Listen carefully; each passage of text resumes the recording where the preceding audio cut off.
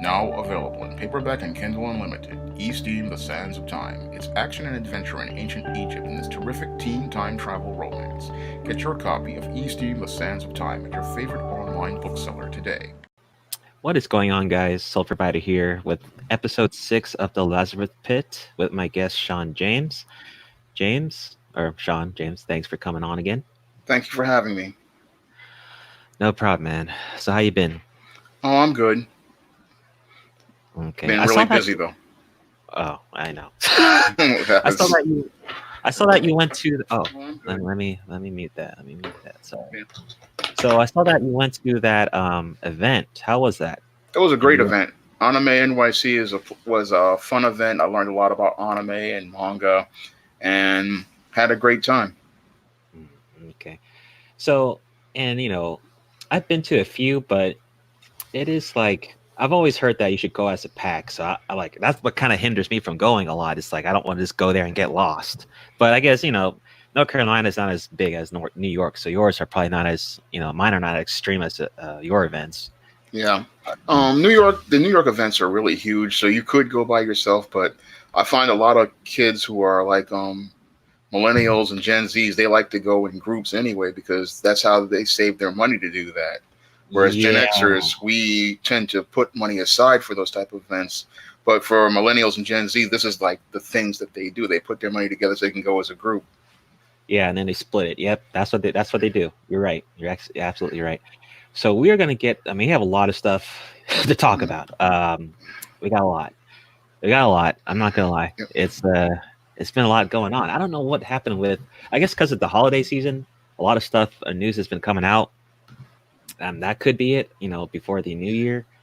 But a lot of news has been coming out, and I wasn't able to do every video on them. So I was like, let me just do it all here. Let me see. I'm gonna have to share my screen. Let me see. Let's see. Oh, maybe I have too many tabs up. That could be it. Oh, okay, here we go. So the first one, Stargirl officially heading to the CW. Now, um, my original thoughts on CW is it's not that good. I feel like the budget of the CW is very weak. Um, the original Arrow, I think, was okay, but after it started expanding with Flash and Legend of Tomorrow and got Black Lightning and all this other stuff, um, I'm not too excited about CW anymore.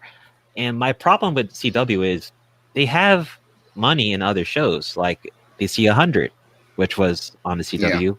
I mean, that's a really good budget show. But you compare that to anything DC, it just looks like trash. Like I really can't compare the two. So what are your thoughts on the CW? And do you think Stargirl is something you could see on the screen or is it going to fail like Batwoman that we've seen currently? Well, when it comes down to Stargirl, the premise, if they stay true to the comics, it could be a promising show. And with CW right now, they have a lot of slots that are going to be opened up. I believe the Arrow is getting ready to leave, so Yeah. there's a slot open right there.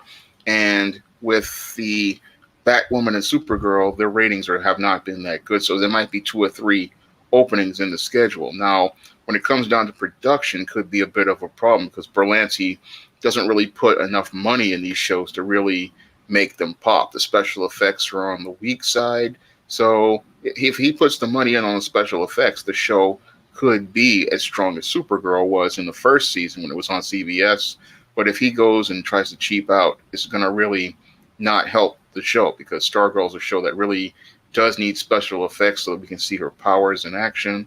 And there's a really good, compelling story there about her and I believe it was her stepfather who was Stripe at the time. And if they can get this show up off the ground if they execute properly. But the problem is Berlanti is just so cheap on his budgets, and that because they can get the money from the CW because it's a DC property, and Mhm. if he knew how to lobby for it, he could get the money because it was already a part of the streaming service. But he just doesn't really put the money in the show so that you can see the action on display. Mhm.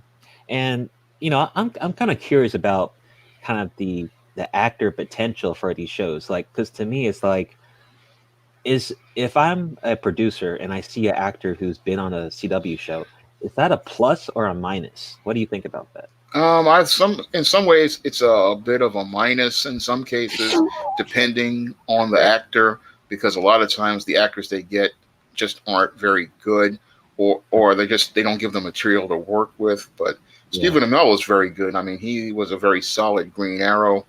But the other actors I've seen, they have not been as strong, and a lot of yeah, times that has to do with the writing and not really giving the actors the proper motivation, because it looks like they have some direction problems, and they also have some casting problems as well. yeah. So there's some real problems behind the scenes, especially on a lot of the Berlanti shows, where he's sometimes casting the wrong actor. Now he cast the right actor for the Monitor. That guy is really good.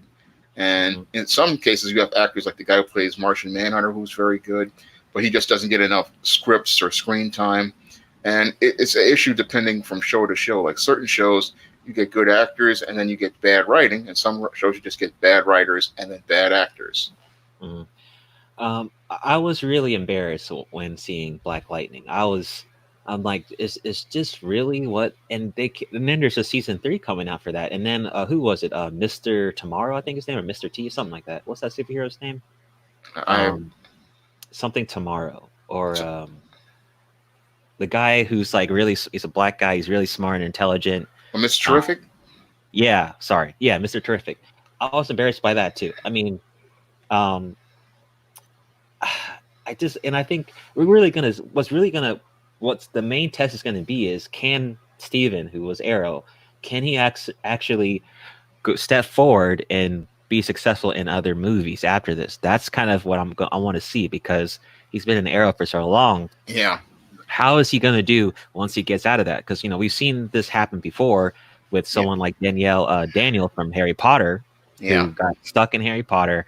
Afterwards, I mean, let's face it. Besides maybe a few good gems out there, he hasn't really done much. So is Steven going to have that success afterward? I don't know. Just like who plays Adam, Mr. Adam or Doctor Adam You in mean W? the Atom from Legends of Tomorrow, Brandon Yeah, Routh? yeah, he was Superman before that. Yeah, I mean, has he really done a good job in other movies past? There was a film he was in with Michael Cera. What was that funny film? I Um, can't remember, I don't but remember, but I mean, he hasn't really been that successful. well, when you play Trying to get superhero roles, that happens. Sometimes Alex. producers and casting directors don't want to take a risk on you because they fear that people are going to point at the screen and go, "Oh, that's Green Arrow," and they're afraid of that happening. But when I look at a lot of these guys like Stephen Amell, he's very good. I mean, I can see a lot of range with his talent and skill, and when he's playing in other roles, I could see if he could take on another role. But it's just that a producer has to have the confidence and the courage to go work with him. But he's got the skills, and that's a big problem a lot of actors have when they play superhero roles, that they get typecast, and then people don't want to take a risk and see them playing other parts. It's like you have to find a lot of small budget indie projects if you hope to rebuild yourself and break out of that character and show that you can play other characters. And Yeah, it's a major challenge. I mean, guys like Michael Keaton managed to do it with the whole thing with Batman, because he was just willing to take whatever small roles and small productions and break out of that role, so that people wouldn't be saying that's just Beetlejuice or Batman, and they would yeah, see how versatile an actor he was, because he was extremely an underrated actor. But he was willing to go out here and take those challenges on, and take on jobs that were like $1,000 for in salary, just to get the performance and to get people to notice how versatile an actor he is. yeah. He actually came back. I mean, he was the Vulture. He did good Yeah. in that. He did that McDonald movie, which Yep. I was a biopic. I was actually impressed. I saw that on Netflix, and I was like, I mean, good for him for getting that. He did what was it, Birdman? I think it was. Yeah. I heard really good things. I need to still see it, but I heard great things about Birdman. So he's done quite a bit of good stuff. So if these other guys can come out of that cycle, I hope they can. But someone like Diggle, I have a bad feeling that he's going to get He's stuck not in. that. He's more of a soap opera type actor. He's not very good Yeah. He was on, I think, Blue Bloods before that as the mayor. Oh So yeah, yeah. True. Blue so Bloods. Yeah. he's more of a character actor, or he can do soap work or something like that. But I fear more for him than I do Steven. I know Steven has the skills to overcome the typecasting of Green Arrow. It's just that he has to pick the right roles. Yeah, I fear bad for him. I mean, I really do. Because even his resume before that was not so strong. Yeah, So we'll see with CW. I mean, Batwoman is getting a lot of pressure. I saw like the first 2 or 3 episodes. Haven't really kept up, but I've been seeing a lot of articles just drag that show through the ground. Ratings are dropping like crazy. A yeah. lot of social justice crap going on and feminism warriors going on. Um, so we'll see what happens with Batwoman. I've actually heard rumors that it might get canceled. Um, we will have to see. I'm just surprised Black Lightning is still having season 3. I don't get how that's even happening to me. I No, just don't. I had bailed on it in the first season because it was a mess. And And yeah, and just because you have Raiden as a mentor doesn't mean crap. yeah, Um, a shout out to Raiden though. I mean, he always has the same voice, and he's always, he'd be great in Star Wars, don't you think? yeah. But he's not in Star Wars. All right, so let's go to the next one. Probably going to talk about a lot of DC stuff, so just prepare yourself. Okay, next article on some more DC stuff. So Aquaman 2 has been officially, of course, there's going to make a sequel from the great success of the first one that made 1 billion. Ocean Master will return. We've seen this guy in the original Watchmen, Zack Snyder movie. He did really well. I forgot his name. I think it was Hawkman or something. Mm. I forgot, but he was in the original Watchmen movie. Oh, Night Owl. That's who it was. Yeah, Night Owl. Sorry.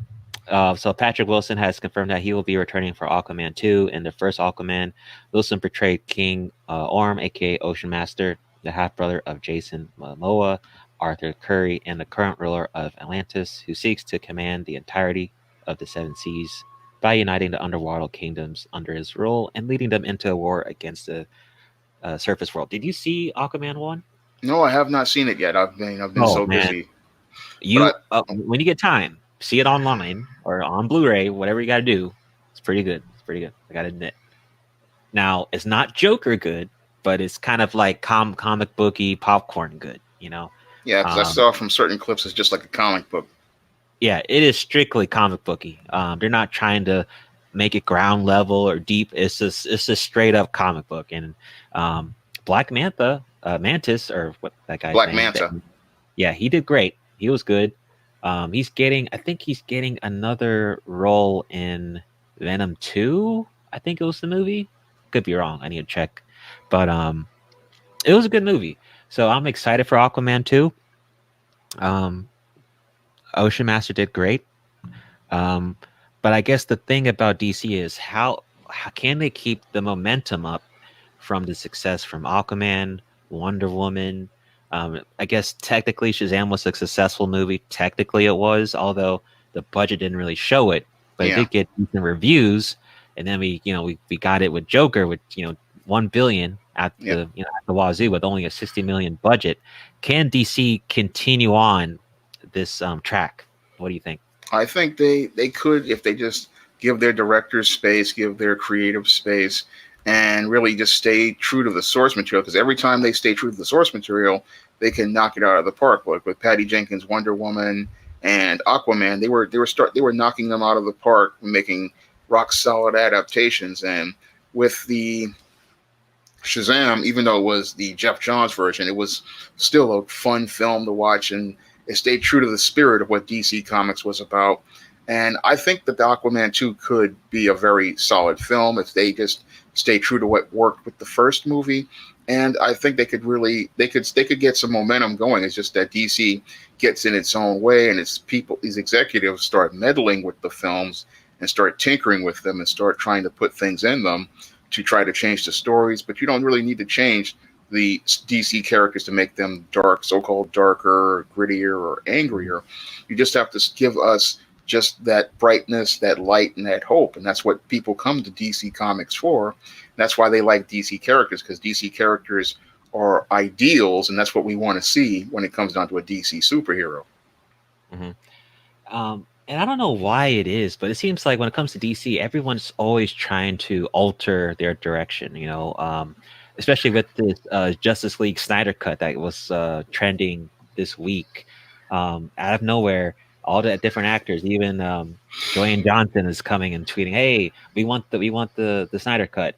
I mean, to me, it's like this thing already came out. It already came out. It's already it made its money.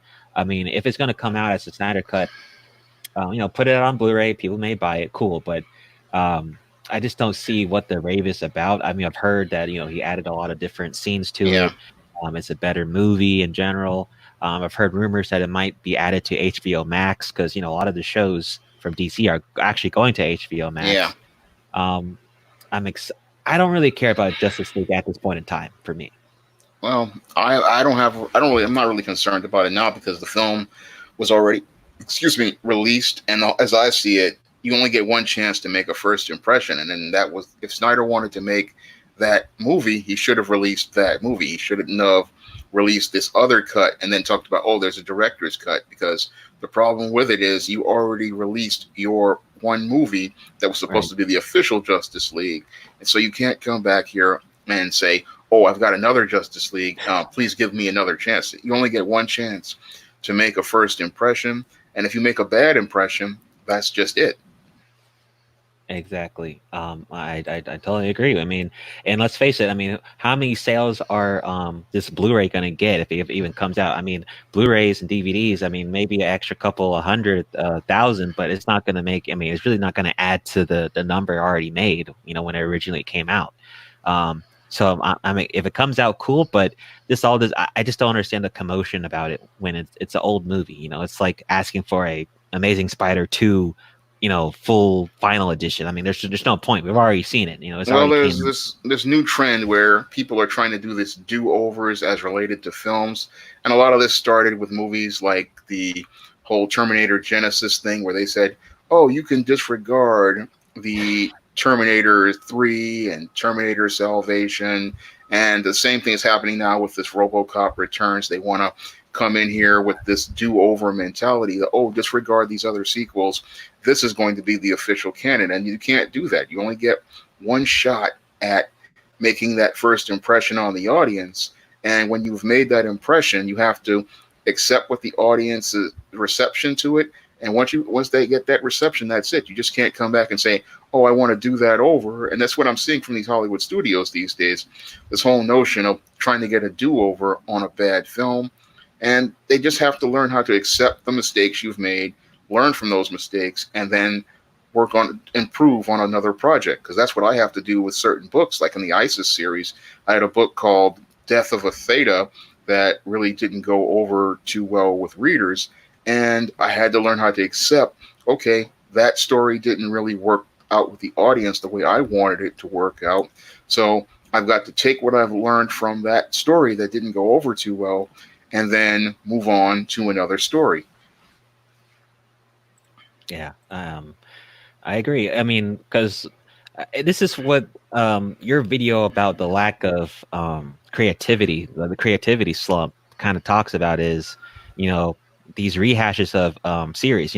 Everyone, the movie people industry assumed that Terminator was going to be relevant this year. That's what they thought, but the number shows that people really don't give a shit about Terminator. It's a good series, but people don't really care that much. Same thing with Charlie's Angels. No one cared. Um, we saw the director get salty because the movie didn't make money. Well, go figure. I mean, it's been a while. No one was asking for a Charlie's Angels reboot, and you we went ahead and put another one out. Same thing with the Ghostbusters. The female Ghostbusters didn't do great, so now they're going to make another start over Ghostbusters with the regular male cast. Great, but I mean, was anyone really asking for a Ghostbusters in the first place? We'll see how that one does. And I actually heard about RoboCop Returns, and I heard they're actually removing. This is not even a sequel from that reboot they did, right? From the Yeah, guy from Suicide Squad. This is completely another restart from. It's like a continuation from the old RoboCop, right? it's continuation from '87's RoboCop, and it disregards RoboCop 2 from 1990 and RoboCop 3 from 1993, I believe, and Oh, the Prime Directives movies. So it's erasing all of those movies from continuity and the RoboCop TV series, and saying that this is where we're going to start from here. And again, that just really, I find that to be insulting to all those people who watch those movies and spend money. I went to the theater to actually go see RoboCop 2, and if you, the whole thing again is, if you made a bad impression, you just made a bad impression with those films. You just don't disregard them and say, "Oh, here we're going to start over about 30 years later." And the other thing that I have a problem with that is that you're just sitting there and you're making films that people don't want. I mean, these franchises are, as I see it, like Charlie's Angels is what, 40, yeah, it's pretty old. 45 years old. RoboCop, I watched that in 87, so that one is 31 years old. Terminator is about 35 years old. And the thing is that kids from the millennials and Gen Z, they're looking at these characters and they're going, these aren't my characters. These aren't characters I grew up with. And they're saying, look, you're trying to give me my father's characters and my grandfather's characters in some cases, like Charlie's Angels. And that's why these films aren't resonating. These TV shows these movies aren't resonating, because you're giving people old concepts. I mean, more kids know Danny Phantom than they know the Ghostbusters, but it's a similar premise. And you might have actually True. got some interest in a Danny Phantom, but they don't want to go call Butch Hartman up to make the Danny Phantom movie. And you probably would have made $100 million on that easy. Yeah, true. Danny Phantom. Yeah, a lot of people, yeah, a lot of younger folks wouldn't know that compared to the Terminators and all that stuff. Because yeah, you're right. You have to stay, recent. And I think the other problem is, these licenses, it requires an amount of movies in a certain amount of time. Yeah, Especially with the Star Wars films. I mean, you see how they're just putting them out, boom, boom, boom, every 2 years, or the Marvel movies. They're just punching them out like it's nothing. yeah. So they have like these requirements, like, oh well, you need to give me a movie within the 2 years, and if you don't, well, that's gonna be an issue. I don't know. I think that's kind of unrealistic, that to have that requirement, because there's something I learned when I was going to New York Toy Fair about flooding the market and saturating the market. Because what happens is when you put out too much product, the customer feels overwhelmed and then they don't buy anything. And when you put out too many movies right after the other, what happens is that you saturate the market, and then the customers don't want to watch the movies anymore because they don't care about them. And I saw that, for example, in the 1990s and early 2000s with Disney. They were making all these animated movies, hand-drawn animated movies, and they saturated the market with so many movies that people didn't think they were special. They didn't think that to care about them, because they knew that there was another one coming, either from Disney, from Fox Studios, or Sony. So that's what killed hand-drawn animation in America, was them saturating the market with so much product and then so many poor quality stories that people didn't care about them. And I see the same thing happening with the superhero movies and a lot of these franchises. These guys have this corporate idea of, oh, we need to put a movie out every year, when no, you need to put out a movie maybe every 3 to 5 years if you want to do that, or you just need to just make one movie for the whole decade and call it a day. I guess the other problem is, people are we're really, as viewers, we're not really loyal to these franchises like we used to be anyway. Too, to kind of have a movie and then wait 5 years, especially the young folk, they're not loyal. I mean, if Yeah. something else is more interesting, you're going to definitely gravitate and forget that whole series altogether. Well, Um, in some cases, what happens is you want to build anticipation. I mean, the whole thing is that if you come out with one every year, people take it for granted. But if you come out with one every 2 or 3 years, you might be able to build some anticipation, because people have enjoyed it. Then they want to see these characters again, because some of these characters used to be like people's friends. So people might yeah, want to see them once in a while. But if you come out every year, what happens is people just, they take it for granted and they just stop caring. And the whole thing is with film, they have to answer that question: why should we care? And you have to make people care about their story in order for them to continue to go see it. And the whole problem is they come up with too many stories, then nobody cares, because you just saturated the market and overwhelmed them. And when people are overwhelmed, then they just choose nothing. So that's a big problem with a lot of these studios, is that they come out with too much product instead of just letting it be special. Mhm. So there's been rumors about Joker getting a sequel. The director Todd Phillips kind of it's been kind of back and forth, trying to disclose information. Obviously, with the success of Joker making 1 billion in such a short time, I mean, the most profitable comic book movie of all time, um, and has been past Dark Knight. I think as soon it'll pass Dark Knight Rises with a few couple million. Um, do you think Joker needs a sequel, or should it just be left alone? I think it should be a standalone movie because it was a very artistic film. I think a sequel would take away from the power of the film and the emotional resonance of the film. Everything doesn't need to be commercial, as I see it. I see that films, certain ones, just need to be standalone. And this Joker, its story is so unique and distinct. It just needs to be its own story and just needs to be left as its own story. So did you see it already? No, I haven't seen it, but I've read about it. I've read the Oh synopsis man, and stuff. dude, I am telling you, you need to see that. I mean, I know you have like a long list of things you need to watch, but I'm Yeah, telling you, maybe put Joker a bit on the top. I'm telling you, man, I've seen it 3 times already. I mean, it's that good. I mean, it's crazy. I probably could have watched it the fourth time, but I'm just gonna wait till it comes on Blu-ray. But Joaquin Phoenix did a great job. Even the guy who stars as Joker in Gotham said that he did a good job. Um, hold on a second. Sneeze. Sorry about that. So, the guy from Joker on Gotham made a comment saying that his Joker was great. He gave credit to Heath Ledger, Jack Nicholson, but he didn't give credit to Jared Leto. That was hilarious. Um, the guy who did Joker in Gotham had a recent game come out, Star Wars Fallen Order. Did you hear about that game? I heard snippets of it online. Yeah, and this is the thing about EA. They usually do crap when it comes to Star Wars, but this game is actually pretty good. It's actually pretty legit. It's getting good numbers. It's getting good reviews. I played it and I finished it over a weekend because it was that addicting. So it's a good game. But back to Joker. Um, I at first I would say a standalone. I would agree at some point, but then after you watch the movie, you just kind of want to see Walking Phoenix just go at it again. That's the kind of the problem. It's like once you get something good, I mean, you want to see him do it again. I guess Yeah, that's my problem. There's been rumors that other DC villains are going to be have their own solo origin films. They mentioned Harvey Dent, Two Face.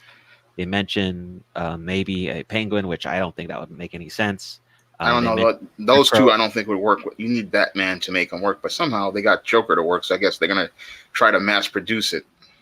Yeah, they mentioned Clayface. I think that's really stupid. Like I don't think that could work. They didn't mention Riddler. But the problem with that is, like they mentioned in the article, is that they don't want this is like what you just mentioned. The oversaturation of projects could become an issue, right? Yeah, And especially with DC, you guys need to slow the hell down. Like you guys, I yeah. mean, the momentum's good, but at a slow pace.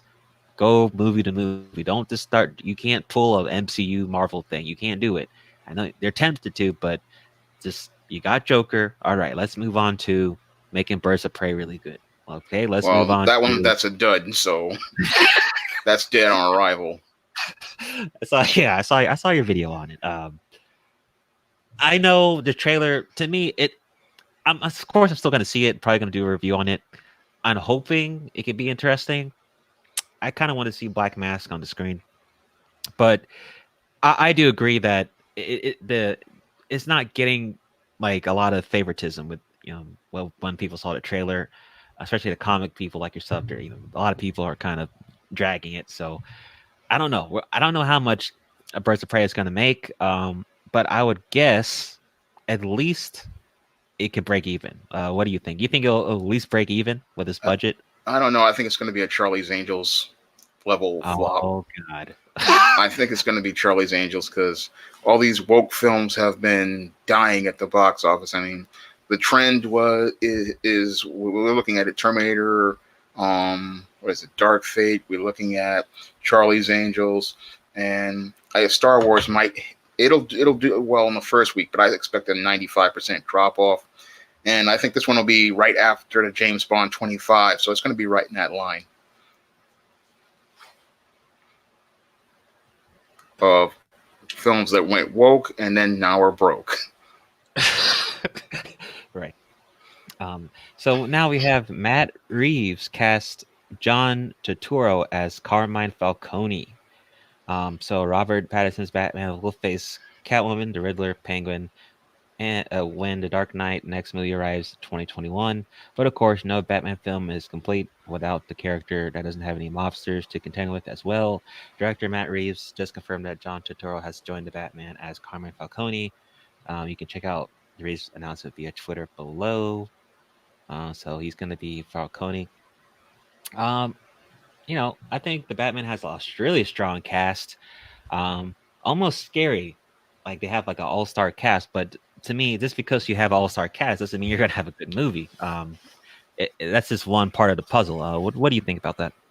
Oh, well, when it comes down to the Batman, this casting is solid overall, but the whole thing is it's going to really center on the writing. If the writing isn't there, the movie is just going to fall apart. I mean, you've got this all-star cast, and I've seen this many times with many different movies, but what's going to make this movie work is the script. So that's the thing that's going to really be the indicator to whether this is going to be the Batman for the Gen Z Generation Z, or if it's just going to be on another bad movie in the DC cinematic universe.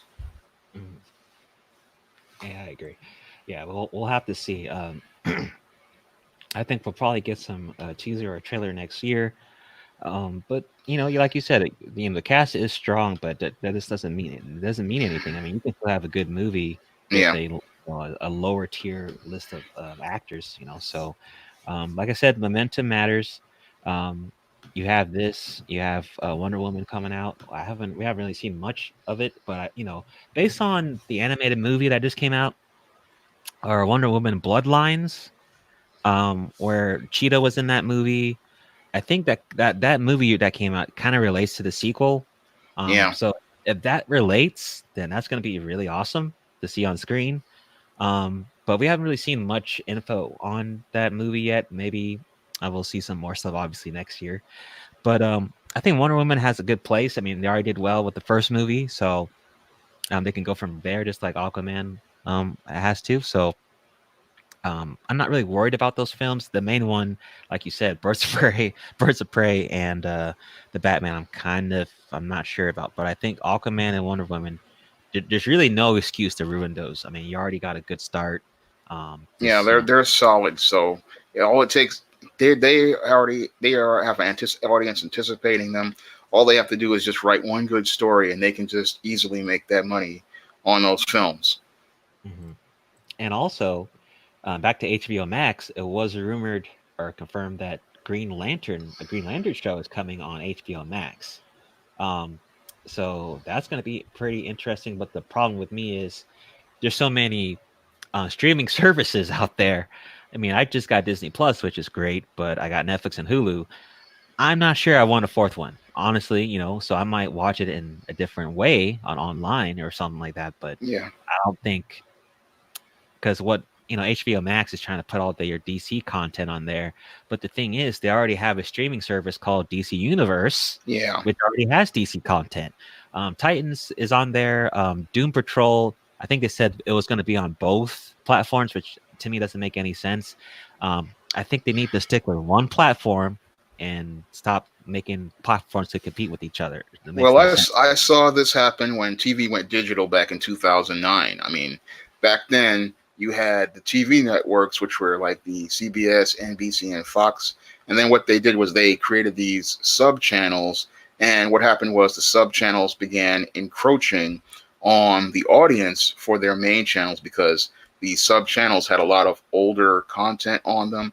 And the big problem with these streaming services is it's a content issue. It's like, okay, you've got HBO Max, okay, and then you've got DC Universe, and now they're starting to encroach on each other and they're starting to eat each other's audiences, and that's one of the big problems with the streaming services is that these guys don't understand that you want to keep your audience centered on one platform. And you really, if you have DC Universe, put all the DC shows there so that people can subscribe to them, and use the HBO Max to create other content that's non superhero related so that those people can watch that subscription service. What they're doing now by moving the content between them is making it where both of them are going to start encroaching on the money for each other.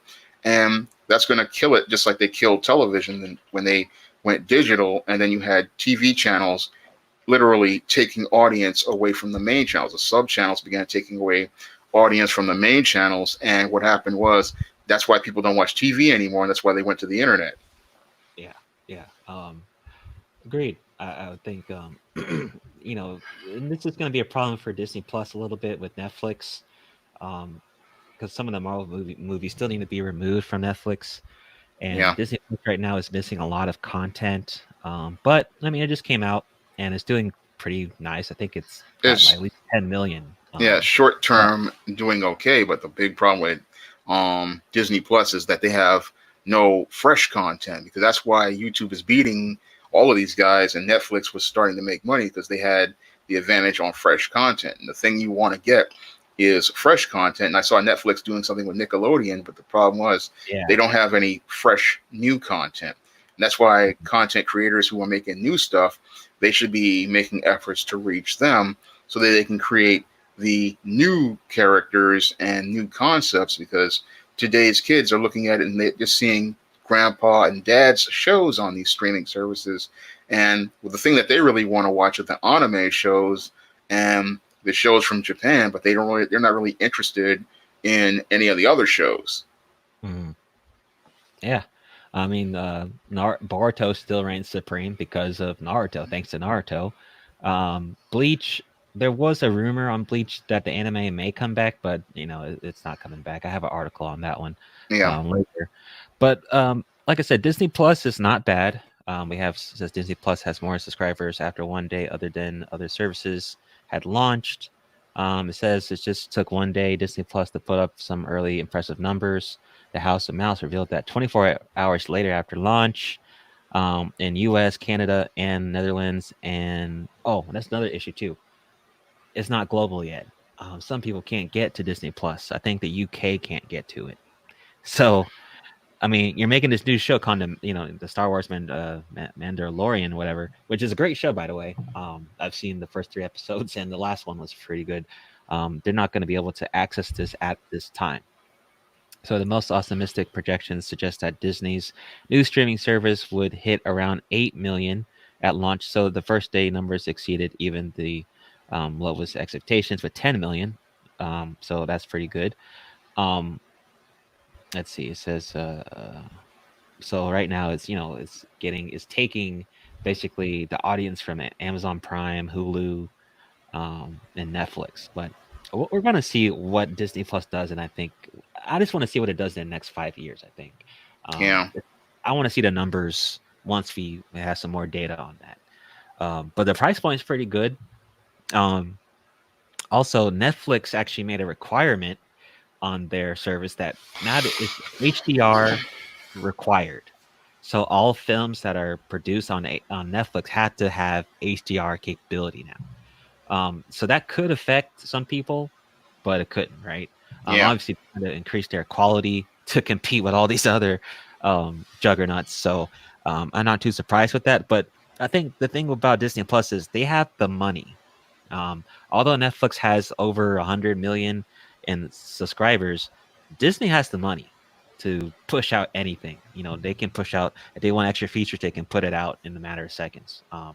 So I really think they're going to dominate, especially with Amazon Prime, because really most people that got Amazon Prime just get it for the shipping and to buy yeah. stuff. No one's really getting. I had Amazon Prime for about 2 months, and they had it's some all right content, but the whole thing is that it was like a lot of stuff there I just didn't really care about too much. I primarily got it because I was buying some shoes, and the music section is really nice. The music section, but they sometimes they take songs off and put them in the exclusive section.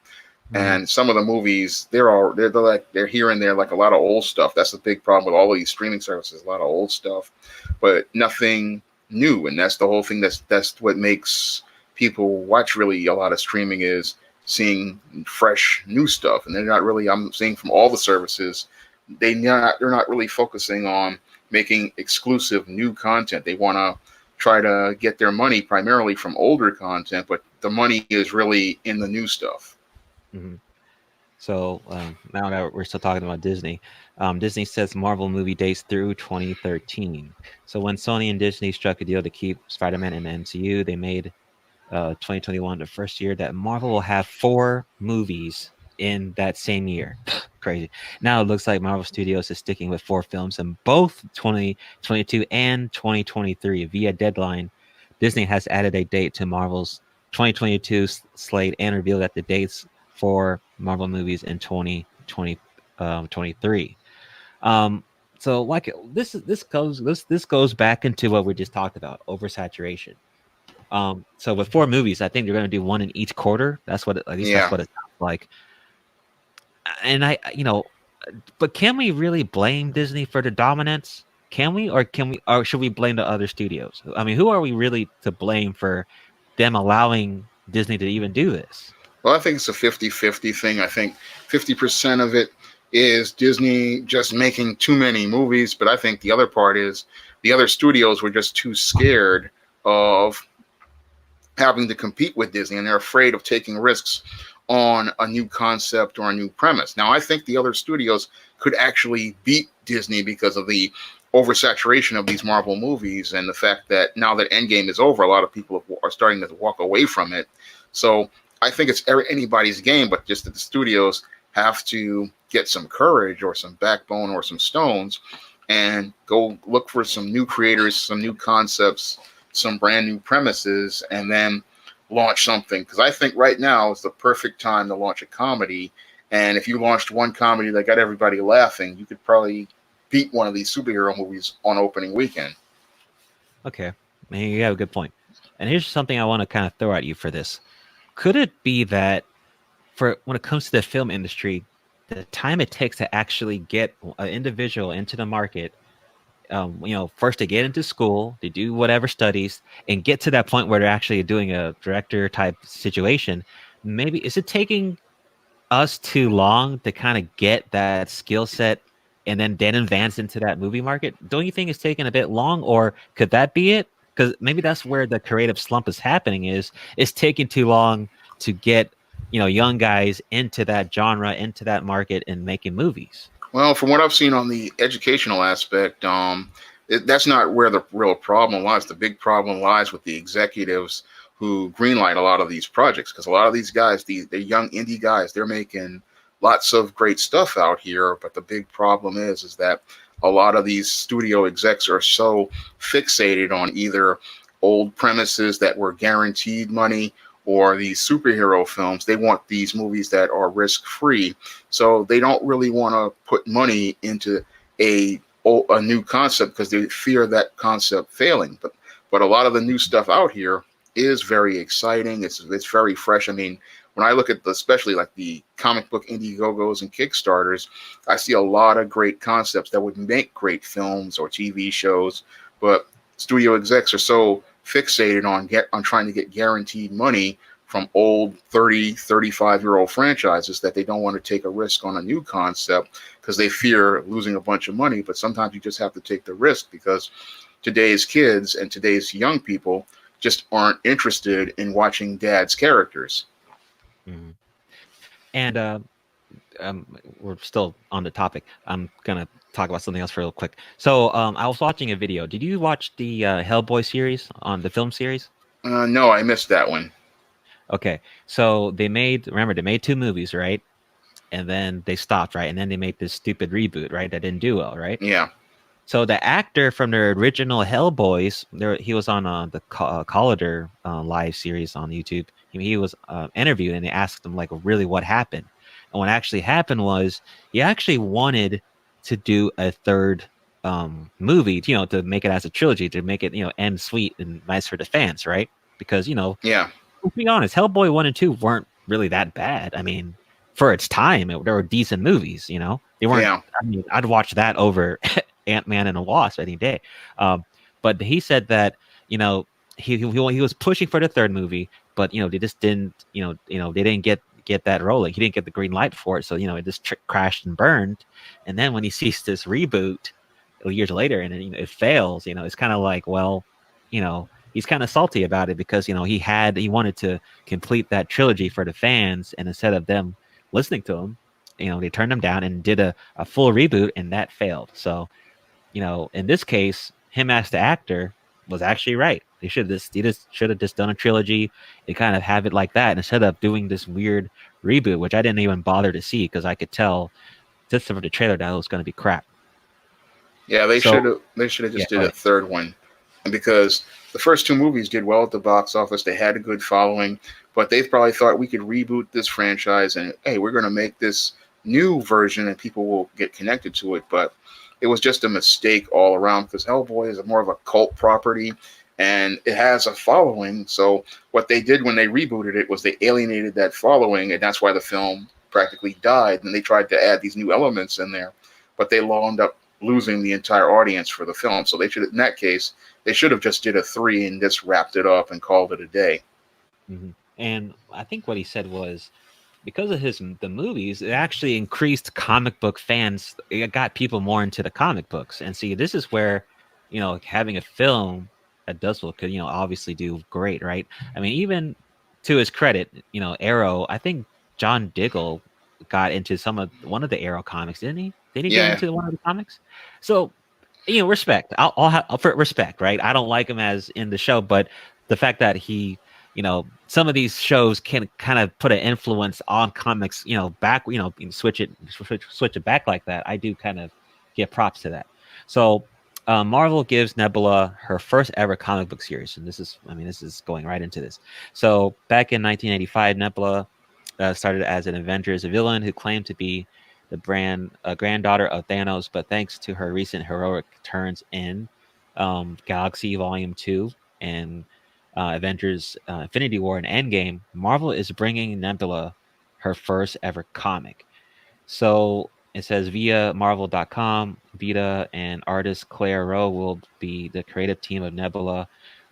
Jen Bartel will provide a cover art for the 5-issue miniseries. While Nebula hasn't quite had a face turn in the comics, she has been more um, sympathetically portrayed in the current Guardians of the Galaxy comic. According to Marvel, the story will put Nebula on a quest for a very secret device, and Nebula will be going up against some of the galaxy's most notorious bounty hunters.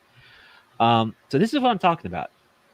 You know, once we see these characters on the screen, you know, we get like this. You know, I've never seen them before. You know, just like Moon Knight that's coming or Blade, right? It's yeah. gonna gravitate people to get that interest. Hopefully, get some young guys into it. Go, let me look at the comics.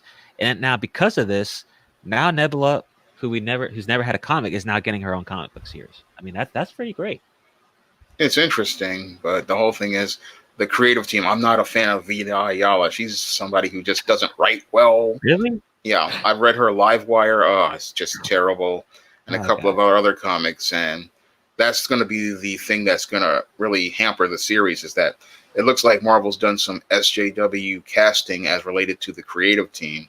because that's the big problem. Because Vita Ayala is just not that good of a writer, and it looks like they want to have an all-female team on this book, and that may be the thing that hampers that book's ability to capitalize on the momentum. I mean, you've got the character that has momentum from Infinity War and Endgame and Guardians of the Galaxy, but the creative team is the big problem over at this time. hmm See, this is why I have you on the show because you can explain that to me. See, I wouldn't have known that. Right? Yeah, That's why you're on the show. because Marvel is full of SJWs these days, and they want to promote so-called diversity, but the whole thing is a lot of the people they hire just aren't very good. hmm Oh, So I and just look at her live wire. I mean, just go to Valiant, the Valiant in any comic shop. Just look for live wire. You just see how bad a writer she is. mhm. and I need to ask you: did you see the trailer for Bloodshot? I did. What do you think? kind of generic. It just gives away the whole movie in one trailer. The thing is that Yeah. the material is there, but the whole thing is that the director and the writers they tried to put too much into it at once. So it's a big problem with that. That Bloodshot. I've read the comics for Bloodshot. The concept is great, and actually did better with the concept in one of these things they did. It starred Jason Frank, and that really gave me Jason Frank really had a lot of charisma and presence when he was playing Bloodshot in Mhm. that it was like a couple of series with Ninjak, but this one they gave away too much. So, and but don't you think that is the direction that, I mean, because obviously something's going to have to change here, to get to stop seeing Marvel saturation, right? I mean, Yeah, we're going to have to take some risk, and maybe Bloodshot is that risk, right? it's a risk, but the whole thing is the studios were too afraid to really take that risk because if they really needed to just sit down and study the comics. If they Hmm. studied the comics, they could have made a great movie because the material was there, but they just kept playing it safe. And if you look at Ninjak versus the Valiant Universe, you can see the potential of those characters. I sat down one day and I binged all those episodes and because the characters were so compelling. And this Hmm. was with no name actors, and they still managed to put together an adaptation that stayed true to Valiant and stayed true to the Oh, okay. characters. Okay. And it's still on YouTube right now. So it's Mhm. Ninjak versus the Valiant Universe, and it just didn't. It was just if they would just stayed on that level, they could have made something really great. But the whole thing is the trailer gave away too much. But it could possibly give Marvel some competition if people really get into it. Mhm. And for the people who are watching, thanks for watching. Be sure to subscribe and like the video. That definitely does help. My guest is Shawn James. I have his links in the description below. So you can check out his books, his channel, and all that stuff. He's been here before, so he's always welcome to come on board. So I'm just letting you guys know for people who are watching who haven't been on this channel. We have another article here. A legendary television is developing a Sin City TV series. Now, I didn't see the movie. Um, really, this kind of monotone black white thing in theaters to me really doesn't. I really don't like it. I had issues with this when Mad Max came out. Um, Great movie, but Mad Max, I feel like it was like I couldn't keep up with it in theaters. Like Mad Max to me is more of a movie that you should watch from afar on a TV, but just to see it in big screen, I get kind of distracted easily. And it's hard to pay attention to certain things. I guess obviously if they highlight something or highlight a character, it's easy. But when it comes to black and white, I'm just not used to that. Maybe that's my generation. I don't know. Could be Yeah, my um, but in 2005, Frank Miller teamed up with Robert Rodriguez to bring Miller's Sin City comics to the big screen. Now the two are about to reteam for more neo noir. Is that that's what it's called? that's what he calls it because it's like he's using the noir concept from the 30s and the 40s and the 50s Okay. with a modern take on it. Okay. Okay, so stories in a different medium. Deadline brings word that Miller has closed a deal with Legendary to adapt Sin City for TV. Rodriguez is reporting in the final stages of joining the project as well. If Legendary reaches an agreement with Rodriguez, he will be executive producer with the series along Miller and some other people who was there are also producers on Sin City, A Dame to Kill For. While Thomas is the CEO of Miller's production company, the graphics themes of Sin City likely mean that the series will end up on a premium network or a streaming service. But apparently, the deal promises a full season as long as the producers can find it in a suitable home. Okay, so this is going to be in another war between the different platforms. Um, what do you think about this? You think this is going to do? This could it do well, or do you think I don't really know because I don't know if the numbers for Sin City were that great. Well, the second one bombed at the box office, but the first one did okay. But it could work because the noir genre is one that has people really interested in it. Because I watch a lot of noir movies on channels like Movies, and there's a lot of great storytelling you can do with noir type storytelling because it's very dark, it's very cerebral, but it all depends on the execution. You could probably do some really good stories with a Sin City concept Mm-hmm. if you go out here, because Sin City is more of a, I think it's an anthology type story series. Mm-hmm. So I think it's got promise with the, if you get the visuals to be very strong and the storytelling to be very solid, it could be a very promising series. But the way to bring it really out is because it's going to be, I think, hard R content, because Frank Miller's stuff is really gritty. It's very dark.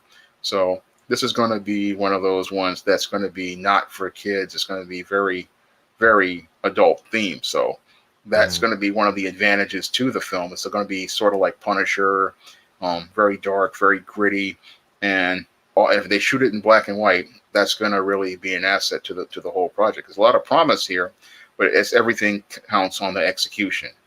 Mm-hmm. Mm-hmm. Okay, so we have Marvel's Runaways ending after season 3. So Marvel Television truly is clearing house as yet another one of its um, Jeff Loeb projects is now coming to an end following Kevin Feige's promotion with Marvel, allowing him to oversee film, television, and comics. Freeform axed Cloak and Dagger just after 2 seasons. The characters will soon appear in the third season of Marvel's Runaways on Hulu, giving fans hope that both sets of beloved heroes could continue in the future. Those hopes were dashed on Monday morning as news broke that Runaways is coming to an end as well. Runaways will be ending after the third season of the series, which is set to arrive on Hulu December 13th. Hulu announced the fate of the series on Monday, less than a month before the final season's debut. Well, you should not have done that. I mean, you're going to decrease your viewers already by just doing that. I tried season 1, and I don't know. It's just kind of hit or miss. It was mediocre. I actually liked Cloak and Dagger a bit better, but it was hard to keep up with. Do you know these? I know. Do you know the comics of these, or did Oh, you I see know the the show? comics of Runaways, and I know the comics of Cloak and Dagger. Cloak and Dagger came out when I was in junior high school and high school. Mhm. Actually came out before then, but the whole thing is that these were concepts that came under Jeff Loeb, and what's happening now is they're all getting canceled because now Kevin Feige is in charge of everything at Marvel. So Kevin wants to have everything under his control. He wants everything Marvel under his authority. So anything that was done by other creators, what he does is he wants them all those projects to be canceled so that everything can be under his umbrella. So even though some of these concepts were promising, like the Netflix Punisher, Netflix Luke Cage, Yeah. Netflix Daredevil, he didn't like the fact that he didn't have control over them. So what he did was he just pulled his support from them, and now he's using political plays to get these other shows taken off, like Cloak and Dagger and Runaways, so that he can bring everything Marvel under his authority and under his control. And that's not really a good thing as I see it, because you really don't want to have everybody all under one thing. You really want to have different creative people having abilities to tell stories, because if everything is MCU, you're going to get this cookie cutter, very bland, very generic type product. And from the last couple of MCU movies, the big problem with that is everything just comes across as coming off an assembly line, and every all the special effects come across as very bland, and the visuals come across as very bland. Whereas when you look at some of the Netflix series, like with Luke Cage, they had some episodes with some very, very strong visuals, like the episode with Bushmaster, which was directed by Sally Richardson Whitfield. That was a very visually strong episode. And some of the Uh-huh. Daredevil season threes, the action and the visuals were a lot even stronger than the MCU movies. So a lot of the creative people who were making really good movies and good TV shows, they're not going to be able to make superheroes distinct or put a fingerprint on it, because everything's going to be under Feige, and what he wants to do is push out Jeff Loeb and everybody else in their projects so that he can make his own projects and make his own projects the center of everything Marvel. Yeah, that makes a lot of sense. And now he has rights to Star Wars too. Yeah, And I saw your video. I saw your video, bro, about what that lady said about Star Wars, saying like it's not possible for any content, to put on the screen. Like even when I saw that article, I was like, you can't be serious. Like, is she doing this for any type of social justice crap, kind of removing men from Star? You know what I'm saying? Is that yeah. what it's about? Because to me, it doesn't make any sense. Where I'm not too deep, right, in Star Wars. I know there's games, there's movies, but I mean, you're talking about loads of content from decades of Star Wars. And I know there's a huge comic book universe on Star Wars that hasn't even been tapped into. Yeah, So how can you say there's no content when you have tons of animation shows, Resistance, Star Wars Rebels, Clone Wars, you got tons of video games, you got tons of movies, tons of books, novels. How can you say there's no content to produce?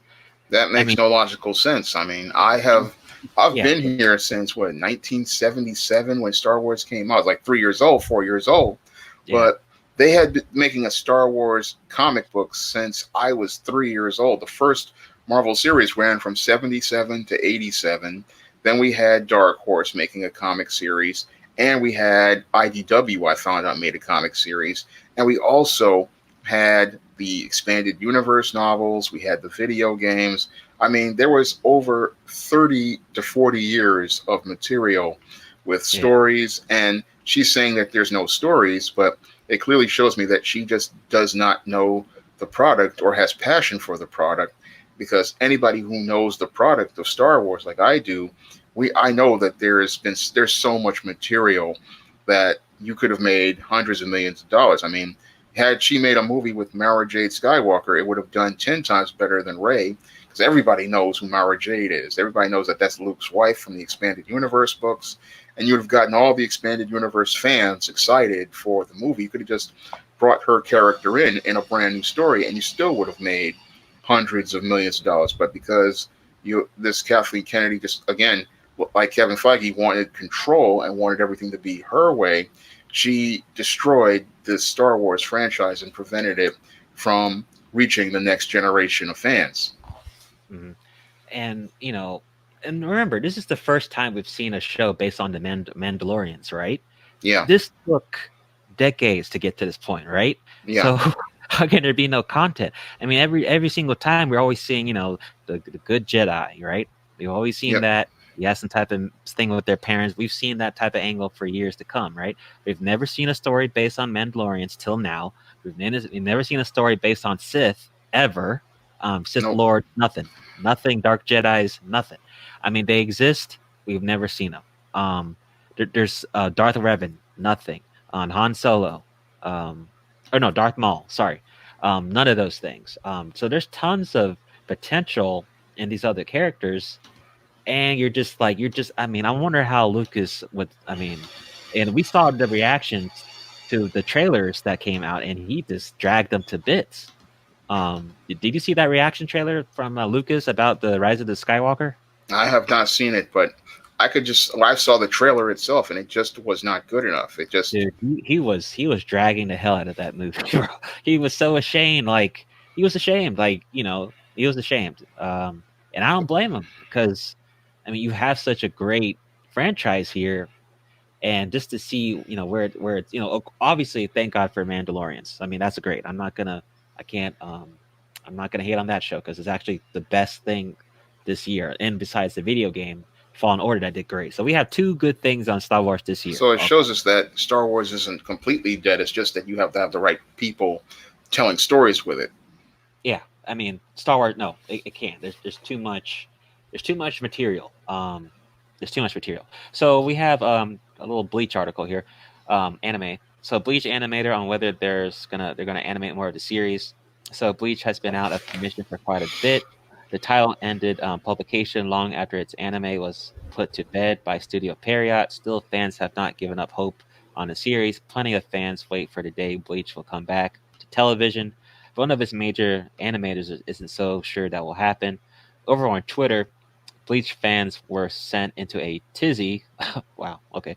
When a certain tweet was sent out, the message came from uh, Masashi Kudo. Oh, Kudo. Okay, yeah. One of the best known animators on Bleach. The man was tasked with creating all sorts of characters for the show, all while bringing the manga to life. But Kudo isn't so sure he will ever get the chance to revisit the Soul Society. Um, so when asked by James Hansen on Twitter if fans will be able to see more Bleach work from, I think it's Kubo. I don't think it's Kubo. It's Kubo. The animator answered, honestly, I don't know, he said, knocking down all sorts of rumors about the series' return.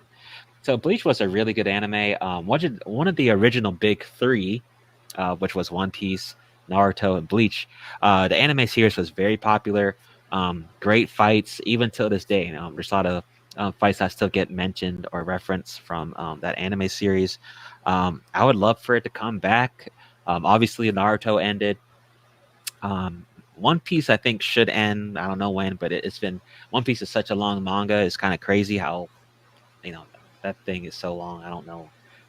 Yeah, tons of episodes. I think they're in the 800s right now. Wow. So, One Piece is crazy. I mean, and I don't blame them because Japan, man, One Piece is crazy in Japan. So is Naruto. So I don't blame them for putting Boruto and trying to cash in on that. But I think they should have done something for Bleach because Bleach was really good. It's really good. A lot of good fights. It's sad to hear that it's not, but they did make a movie on Netflix, live action, which sucked. So Yeah. sorry, people who were hoping for some good news, but that movie sucked, just like a lot of anime movies, live actions do, sadly. But yeah, it sucks.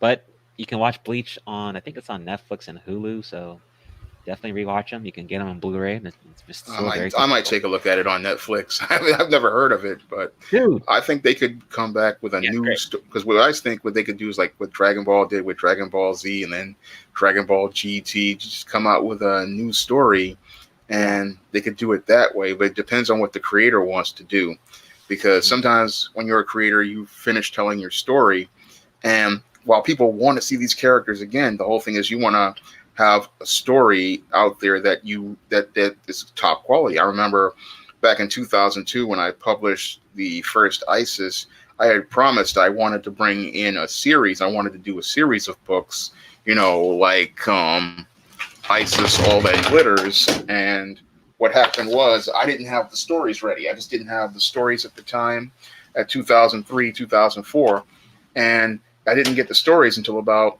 2011 after I published Temptation of John Hayes. And I said, okay, I want to do something with the ISIS character now.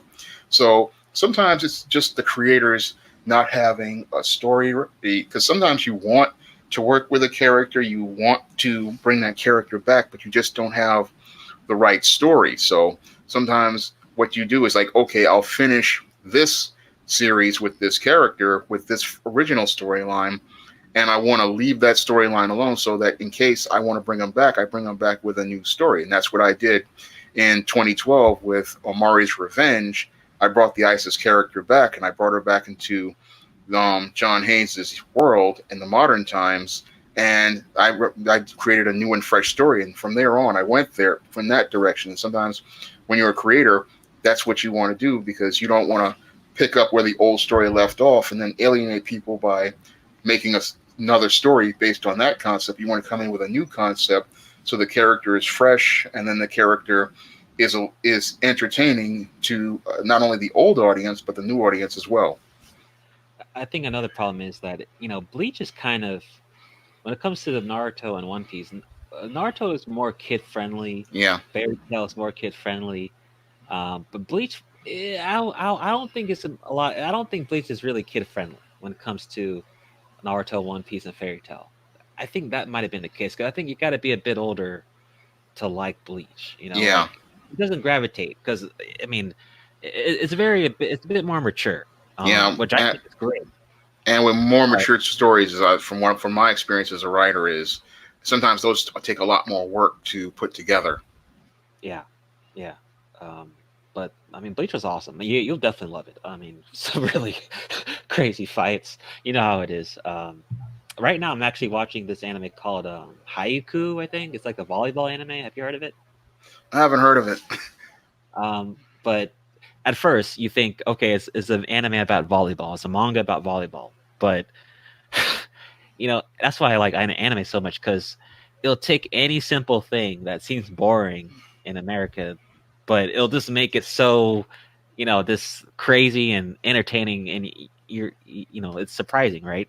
Yeah, Like Toriko is a manga based on making food. I mean, but the manga and anime is crazy. It's actually entertaining to watch. So, yeah, sad news about Bleach, but watch the anime. Watch just tons of movies on the animation too. So now we have another one. Ferringo, I don't know how to say this guy's name, but the actor of Hulk, the old Hulk, was disappointed with Hulk in Avengers Endgame, blames Mark Ruffalo and Disney. Oh god. Okay, so Lau, I don't know, sorry.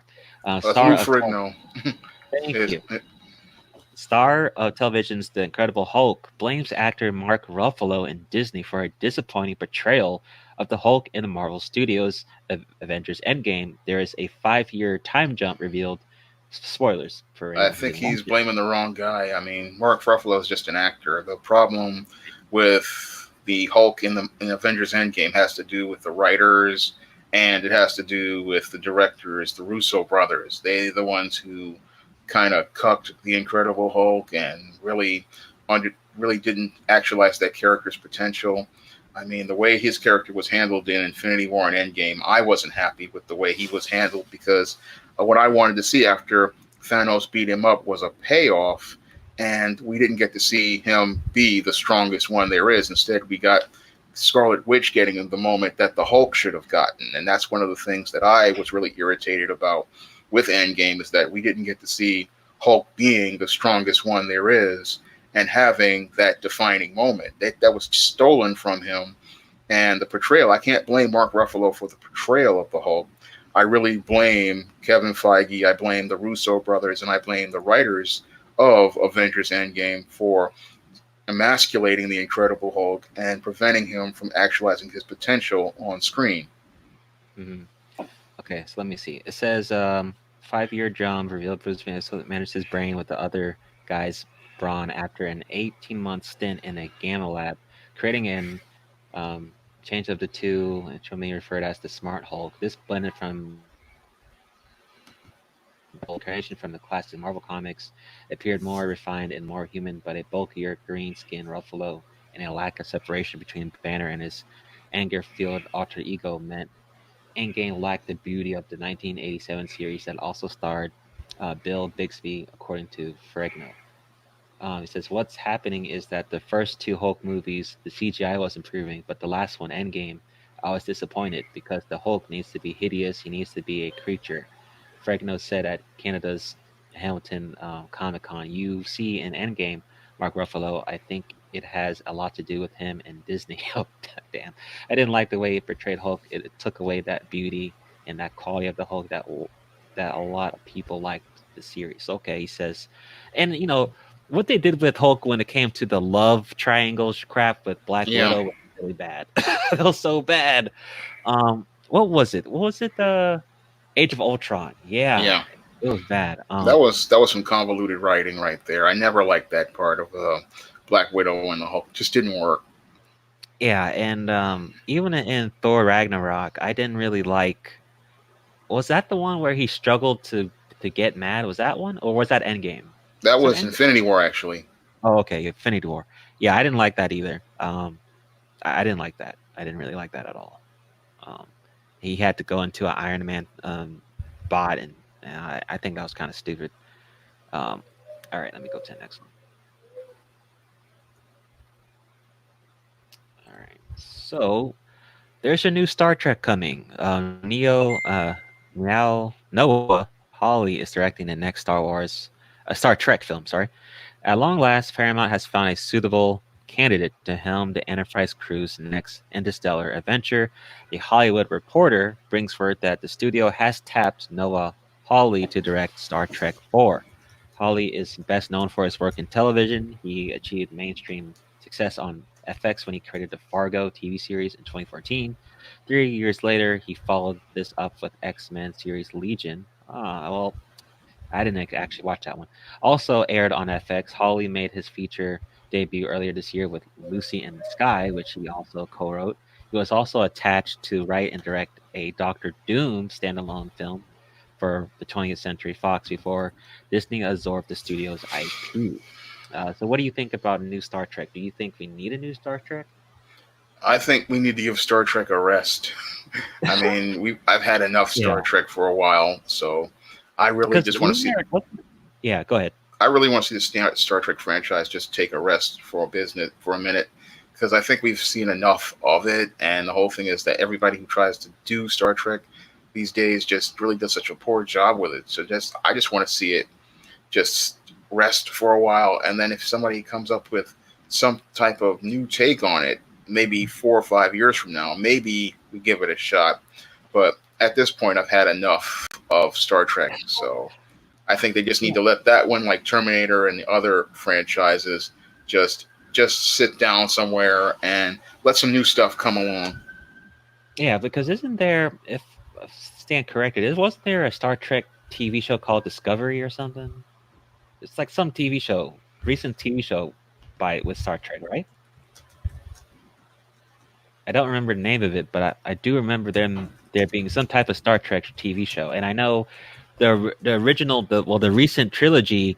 I mean, the third, wasn't there a third Star I, Trek film? I think there was, but the whole But thing it didn't is, really, it didn't end like it wasn't like, it didn't end like it was the end of that trilogy though. So this Star Trek 4, is it linked to that previous trilogy, or is this another reboot start over? I think it'll be another reboot. Because isn't it, but is he gonna be the main? Is, I mean, if it's, I'm not really sure. Let's see. Oh, okay, no, it's a continuation then, because it has Chris Pine, Yeah. which I think is this guy. Okay, never mind. So it is gonna be a continuation. Wow. So they're gonna, that is crazy. So they're on their fourth Star Trek movie, and this is a continuation from the other one, which I completely forgot what even happened. um, I don't know. Yeah, I don't know. I don't really care much about Star Trek. I know it's, people love it, but I don't know. Um, I used to I'll watch check it Next out. Generation all the time, and I used to watch the original series, but just Mm, couldn't get into these new movies. mm. All right, so this next one's going to be interesting. Um, so, a Fast and Furious animated spin-off with first look images revealed as cast is confirmed. So Netflix has revealed the first look images and cast for its upcoming animated series, Fast and Furious Spy Racers. Oh god. The street racing family drama turned international thriller franchise. Really? That's what you call it now? International thriller franchise. Okay. It's getting a CGI animated spin-off show, and it's set to begin streaming on December 26th. A teaser trailer was released earlier this year. I don't remember seeing that trailer. Fast and Furious Spy Racers will be executive produced by franchise leading man Van Diesel. Okay.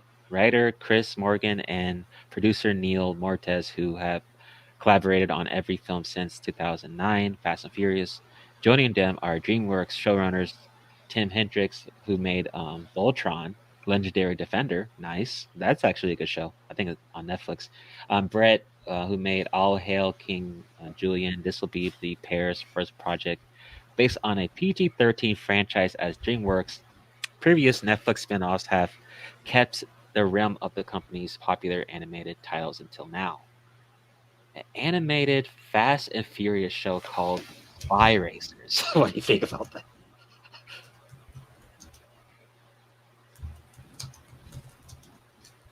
Yeah, I think that concept has a lot of promise because Fast and Furious reminds me a lot of GI Joe from the '80s, and the GI Joe cartoon from the '80s was a lot of fun, and this one could be just as promising with the whole spy premise. It really, when I looked at the pictures of it, it reminded me so much of '80s GI Joe. So I think that there's a lot of promise here.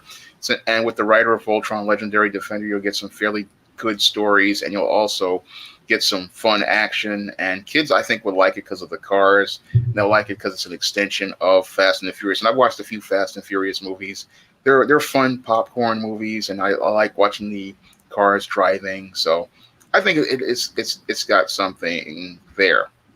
Mhm. Yeah, I haven't really kept up with the Fast and Furious series. I think honestly, it needs to just die. I mean, it's 8, 9 movies in, and the latest one, Hobbs and Shaw. I haven't kept up with it. I have no idea what's going on. I saw the first few Fast and Furious movies that were okay, but um, I don't know. When it comes to racing, I might just, I would suggest just watch Ford versus Ferrari, which came out this past the other weekend. That was pretty good, making, I think it made up to 30 something million on its opening weekend. Christian Bale, Matt Damon. That was a good movie. I would suggest that over. Fast and Furious, but that's just me. I know it's more of a popcorn movie. You don't really take seriously. Just watch the action. So I mean, the kids are gonna like it. Cool. Um, I don't know. I'll see. I'll check out a first episode and see what's it about. I mean, but I just thought that was interesting that it's getting an animated a series. All right, so let's see. We got a few more left, and we'll be done. So, new Assassin's Creed game called Assassin's Creed Ragnarok has been reportedly revealed. According to a new report, the next Assassin's Creed game is taking players to the land of Vikings, which, as you may know, matches up with previous reports about the Ubisoft game from credible sources. That said, this new report takes things a bit further. It spills some additional and alleged details about the game, which said report claims is called Assassin's Creed Ragnarok. Echoing previous reports, this new one, which comes way of Daily Gaming Report, claims the game is releasing on next-gen consoles, the PlayStation 5, Xbox Scarlet, and of course, the game is also coming to PC. Interesting, though, the report makes no mention of PS4 and Xbox One, suggesting the game will be next-gen only. That said, the report goes on by saying this new entry will make things further into the past and will be set before every previous game, really? Okay. In the long-running series. More specifically, it will have a focus on the first civilization that fabled culture of the technical advanced people that predate our ancestry. So, Assassin's Creed Ragnarok. Um, the last Assassin's Creed games, Odyssey, I didn't like. I know Origins got a bit more praise than Odyssey, um, but we'll see how it goes. I feel like Assassin's Creed games are gonna they're gonna lose ideas very soon. That's why before they were releasing like every or the other year, but now they're spacing their games out a bit further away from each other, which I think is a great idea. Yeah. So this being on next gen consoles is great because PS5 is coming out next year. Is this going to be a a launch title? I'm not sure about that, but it is kind of curious that this article is was released this month. I mean, it could be a launch title, but I don't think we've had Assassin's Creed as a launch title ever. I have never seen it as a launch title. It's usually been a title that came out, about a year and a half after PlayStation games were launched, or 2 years after it. So I think this is a good game to give people incentive to buy the new console. And with the backwards compatibility, which I hear they're going back all the way back to PS1, which what I had many years ago back in the 90s. And I still have my Marvel Superhero CD and all my Tomb Raider CDs.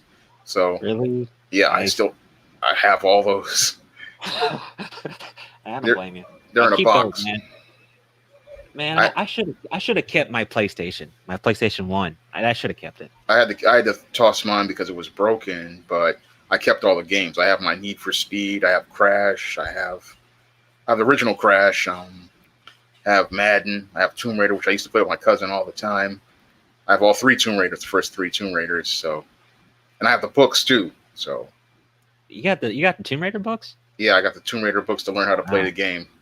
I bought Really? I bought them from Electronics Boutique way back in the 90s. Wait, were you talking about strategy guides? Is that what you're talking about? Yeah, the strategy guides. Man, back in the day when you could get a strategy guide, and I didn't even buy it to use it.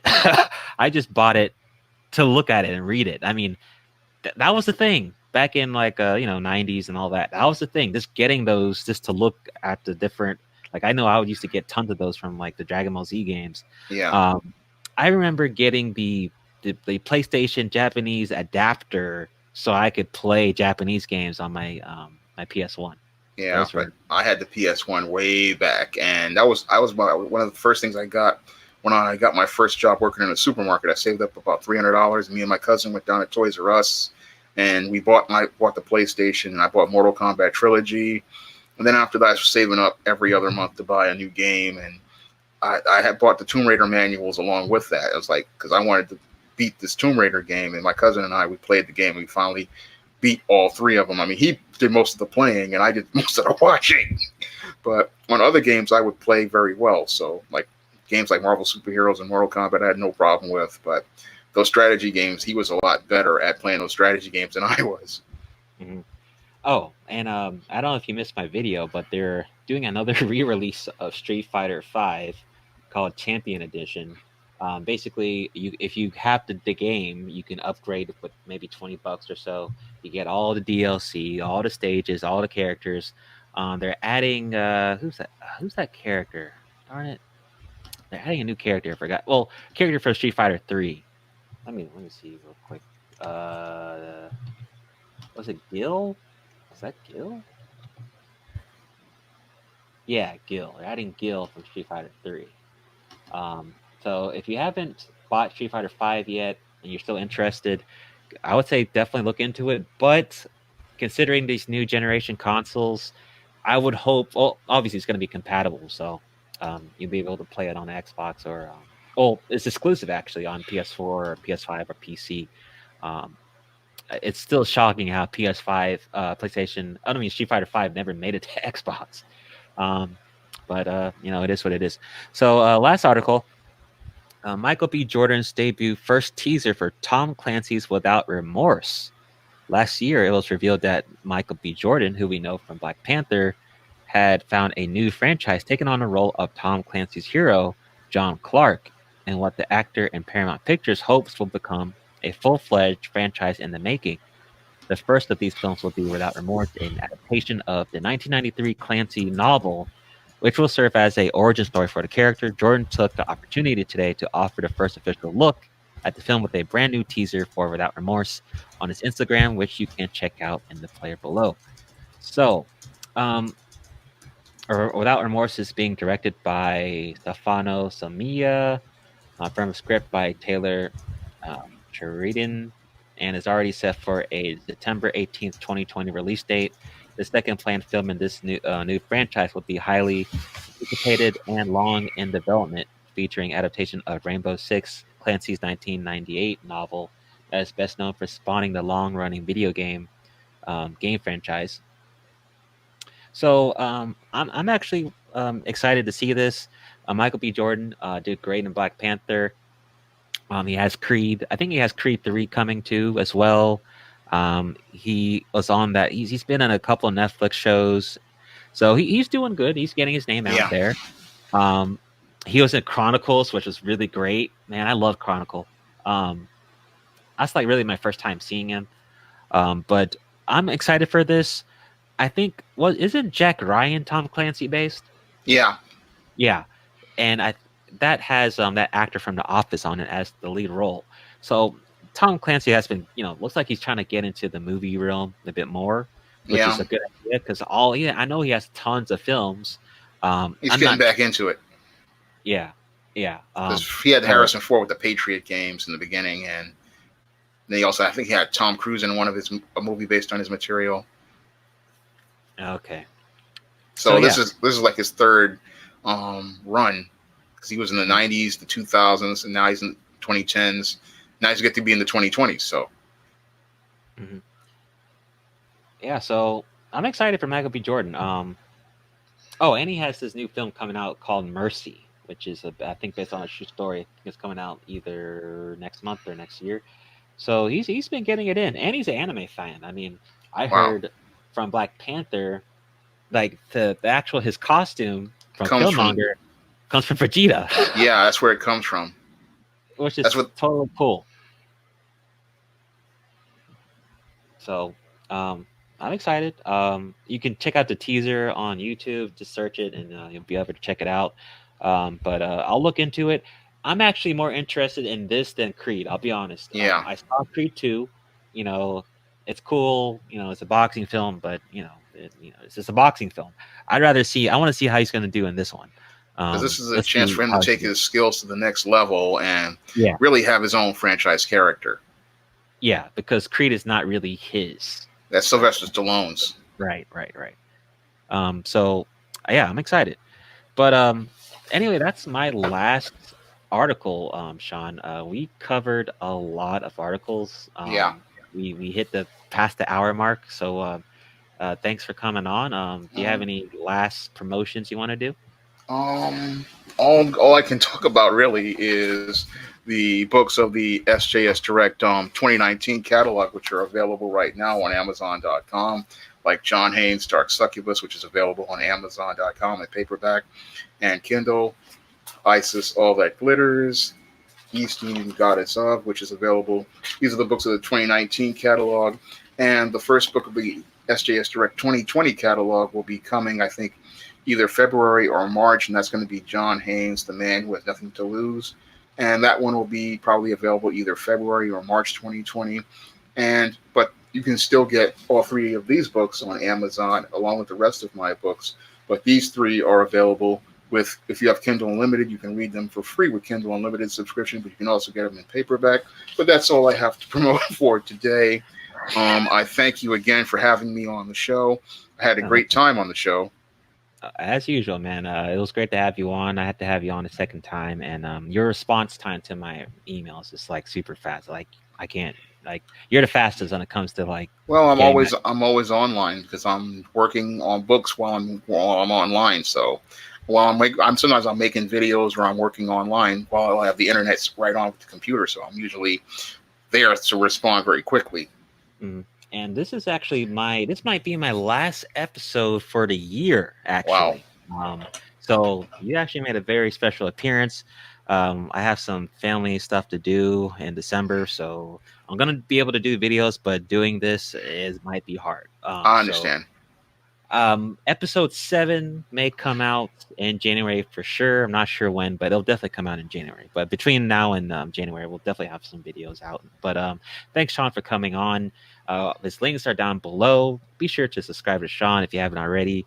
Be sure to like the video, share this video on your social media, and I'll see you guys later on more videos. Have a good night and a good weekend. Okay. Now available in paperback and coming to Kindle Unlimited, John Haynes' Dark Succubus. The man who rules the world is tempted by a sultry succubus in this all-new John Haynes series adventure. Get John Haynes' Dark Succubus in paperback or pre-order on Kindle Unlimited today.